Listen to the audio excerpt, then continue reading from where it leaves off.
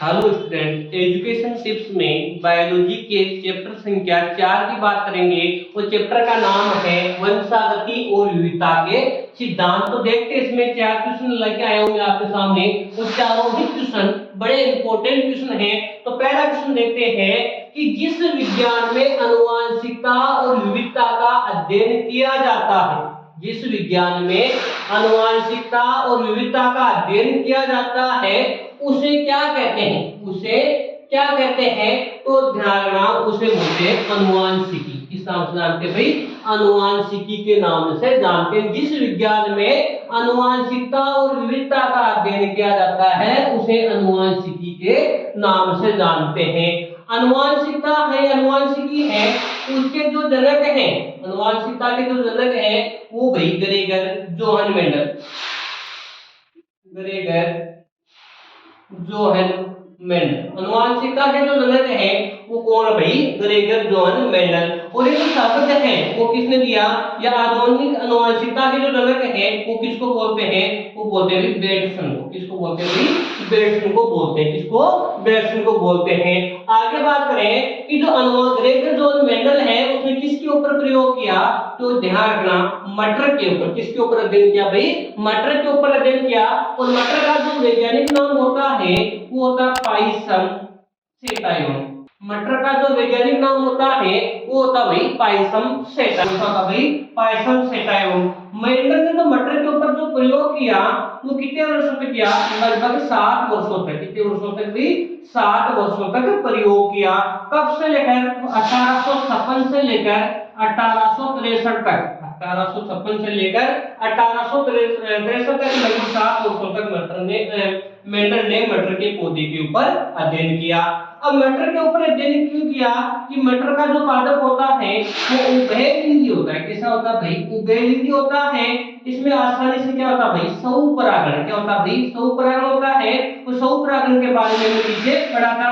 उसके बाद अपन बात करते हैं कभी कभी इसमें क्या होता है भाई? पर परागण भी हो सकता है। क्या हो सकता है भाई? पर परागण भी हो सकता है। और ये किस प्रकार का पादप होता है भाई? एक वर्षीय पादप। कैसा पादप होता है भाई? एक वर्षीय पादप होता है। इसके बाद में अपन बात करते हैं कि जो मेंडल है उसका जन्म कब हुआ था भाई? 1856 से 1863 में हुआ था। और इसकी जो मृत्यु हुई थी वो 1884 में हुई थी। कब हुई थी भाई? 1884 में हुई थी। और इनके जो मृत्यु के बाद जो 3 वैज्ञानिक आया था, एक तो होलैंड का, होलैंड है, उस होलैंड का तो था ह्यूगो डुबीज। होलैंड का तो था भाई ह्यूगो डुबीज था। इसके अलावा अपन देखते हैं ऑस्ट्रिया, ऑस्ट्रिया है, ऑस्ट्रिया का था भाई एरिक वॉन वॉन शेरमेट। कौन था भाई? एरिक वॉन शेरमेट था। उसके अलावा ऑस्ट्रेलिया हो गया, हॉलैंड हो गया, एक था भाई जर्मनी का जिसका नाम था कोल कोरेंस। कोल कोरेंस। इन तीनों वैज्ञानिकों ने मेंडल के नियमों की पुनर्खोज की। जिसकी भाई मेंडल है उस मेंडल के नियमों की पुनर्खोज की। मेंडल के नियमों की पुनर्खोज की।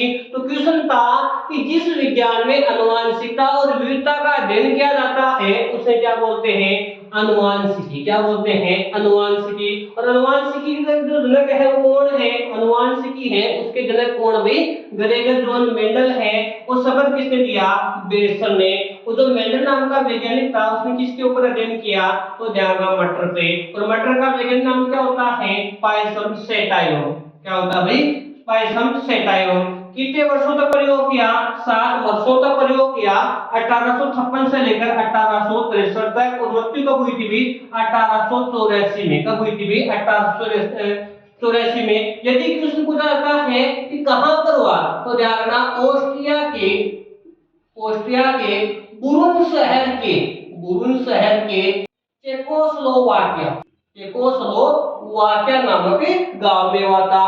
तो इसके बाद अपन बात करते हैं कि ये कहां पर भाई? तो हमने कहा था उसकी जो पुनर्नियमों की जो खोज हुई थी वो 3 वैज्ञानिकों ने की थी। कब की थी भाई? 1905। ध्यान रखना, कब की थी भाई? 1905 में 3 वैज्ञानिक कहां पे थे भाई? एक तो हॉलैंड का था जिसका नाम क्या था भाई? ह्यूगो डुबीज। इसके अलावा कौन भाई? ऑस्ट्रिया का कौन था भाई? एरिक वॉन शेरमेट था। तो जर्मनी का कौन था भाई?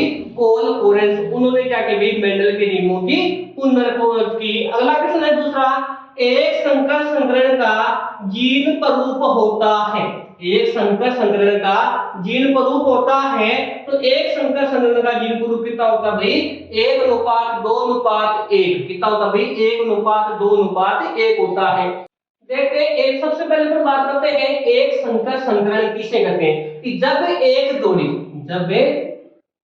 जोड़ी विपरीत लक्षणों के मध्य जब एक जोड़ी विपरीत लक्षणों के मध्य क्रॉस कराया जाता है जब एक जोड़ी विपरीत लक्षणों के मध्य क्रॉस कराया जाता है तो उसे बोलते हैं एक संकर संकरण मोनोहाइब्रिड क्रॉस के नाम से उसको जानते हैं एक संकर संकरण के नाम से उसको जानते हैं। अब आगे देखो इसमें पूछा है जीन स्वरूप क्या पूछा भाई जीन स्वरूप होता है तो किसे कहते हैं जीन स्वरूप तो किसी भी जीन की आंतरिक प्रकृति का अध्ययन किसी भी जीन है उस जीन की आंतरिक प्रकृति का अध्ययन क्या कहलाता है भाई जीन स्वरूप कहलाता है। तो क्वेश्चन था एक संकर संकरण का जीन स्वरूप होता है तो 1:2:1 होता है 1:2:1 ठीक है। अब इसमें देखा है सबसे पहले कौन है भाई ए में ऑप्शन देखा है 3:1 तो ध्यान रखना एक संकर संकरण है इसका जीन स्वरूप तो होता है भाई 1:2:1 होता है। यदि क्वेश्चन बोलता था भाई एक संकर संकरण का लक्षण स्वरूप बताओ तो कितना होता भाई 3:1 कितना होता भाई 3:1। यदि क्वेश्चन बोलता था भाई द्विवीय संकर संकरण है उसका जीन स्वरूप बताओ तो द्विवीय संकरण किसे कहते हैं कि जब दो जोड़ी विपरीत लक्षणों के मध्य क्रॉस हो उसे किस नाम से जानते हैं भाई द्विवीय संकर संकरण के नाम से।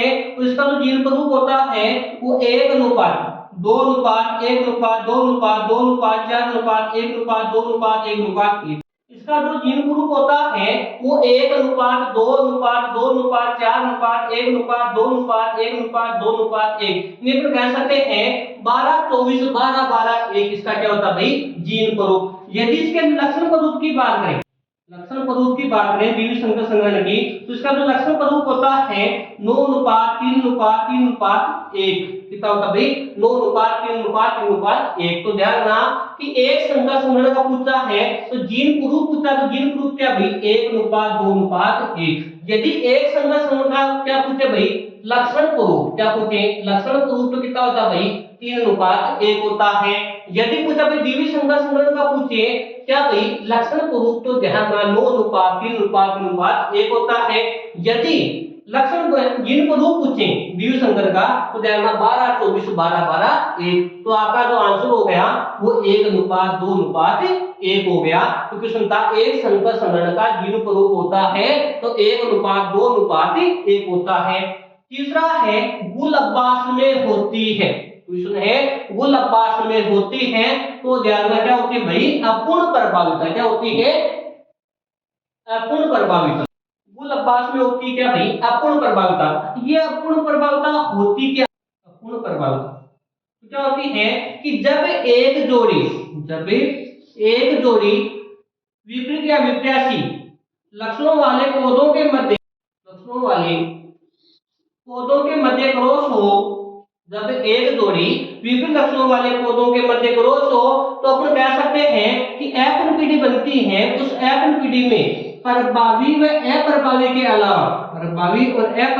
अलावा कोई तीसरा लक्षण प्रकट हो जाता है उसे किस नाम से जानते हैं भाई अपूर्ण प्रभाविता। तो डेफिनेशन क्या होगी कि जब एक जोड़ी विपरीत लक्षणों वाले पौधों के मध्य क्रॉस होता है तो एफ-एन-पी-डी में प्रभावी और अप्रभावी के अलावा कोई तीसरा लक्षण प्रकट होता है उसे किस नाम से जानते हैं भाई अपूर्ण प्रभाविता। किस नाम से अपूर्ण प्रभाविता। और ये जो अपूर्ण प्रभाविता की अपन बात करें जैसे कौन है भाई गुल अभ्यास जिसको बोलते हैं 4 o'clock प्लांट किस नाम से 4 o'clock के नाम से या बोलते हैं भाई मीरा बीस जलापा किस नाम से जलापा। इसके अलावा होता है अपन कह सकते हैं ये तो कौन हो गया भाई गुलाब घास हो गया 4 o'clock मीरा बीस जलापा एक ही है। इसके अलावा अपन कह सकते हैं स्पेन एंटीराइनम ठीक है। ये क्या होते हैं कि इनके मध्य जब क्रॉस होते हैं ये भी क्या है संयुग्मन जी ये भी क्या संयुग्मन जी। अब इनके मध्य जब क्रॉस होते हैं तो एफ-एन-पी-डी में अपन कह सकते हैं कि एक तो कौन ले लिया हमने लाल ले लिया जिसको बोलते हैं कैपिटल आर आर और एक ले लिया हमने सफेद कौन ले लिया भाई सफेद जिसको बोलते हैं स्मॉल आर आर।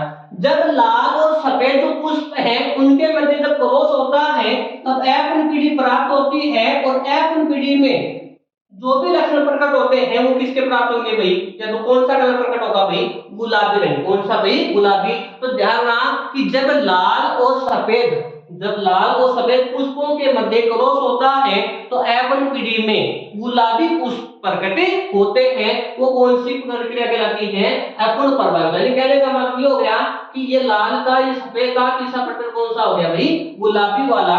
तो क्वेश्चन था गुलाबाश में होती है अपूर्ण प्रभाव का। तो डेफिनेशन याद रखना कि जब एक जोड़ी विपरीत लक्षणों वाले पादपों के मध्य क्रॉस होता है तो एफ1 पीढ़ी में प्रभावी और अप्रभावी के अलावा तीसरा लक्षण प्रकट होता है, उसे क्या बोलते हैं भाई, अपूर्ण प्रभावी के नाम से जानते हैं। अगला है फलमक्खी पर प्रयोग किया। क्वेश्चन है फलमक्खी पर प्रयोग किया। तो ध्यान रखना फलमक्खी पर जो प्रयोग किया वो किसने किया, मोर्गन ने। किसने किया भाई, मोर्गन। फलमक्खी है उस पर जो प्रयोग किया वो किसने किया भाई, मोर्गन ने। और फलमक्खी का जो वैज्ञानिक नाम होता है वो होता है भाई ड्रोसोफिला, ड्रोसोफिला मेल। फलमक्खी का जो वैज्ञानिक नाम होता है वो ड्रोसोफिला मेलोकेस्ट होता है। और मोर्गन नाम के जो वैज्ञानिक था उसने फलमक्खी के ऊपर प्रयोग किया। क्यों भी, तो ध्यान रखना सहलगन जीनों के बारे में पता लगाने के लिए, इसमें सहलगन जीनों के बारे में। और कौन सा क्रॉस किया, तो द्विवी संकर क्रॉस। कौन सा भाई, द्विवी संकर क्रॉस। कौन सा क्रॉस किया भाई, द्विवी संकर क्रॉस। तो ध्यान रखना फलमक्खी का पूरा नाम तो क्या हो गया भाई, ड्रोसोफिला, या वैज्ञानिक नाम क्या हो गया भाई, ड्रोसोफिला मेलनकेस्ट हो गया। प्रयोग किसने किया, मोर्गन ने। अब देख रहा आपके पास में दूसरा ऑप्शन है जॉनसन। कौन भाई, जॉनसन। तो ध्यान रखना जीन शब्द है। कौन सा शब्द भाई, जीन शब्द है, वो किसने दिया, जॉनसन नाम के वैज्ञानिक ने। और जीन को कारक, जीन को कारक किसने कहा, तो ध्यान रखना भाई मेंडल ने। जीन को कारक किसने कहा, मेंडल ने। तो किसको बोला भाई, जीन शब्द किसने दिया, जॉनसन ने। जीन को कारक किसने कहा, मेंडल ने।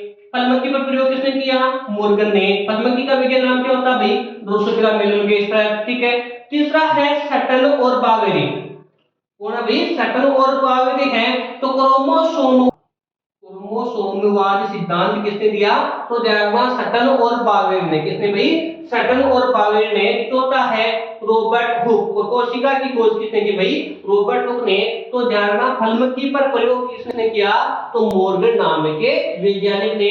तो आशा करते हैं कि चार क्वेश्चन बड़े इंपॉर्टेंट हैं, तो सबके समझ में आ गए होंगे।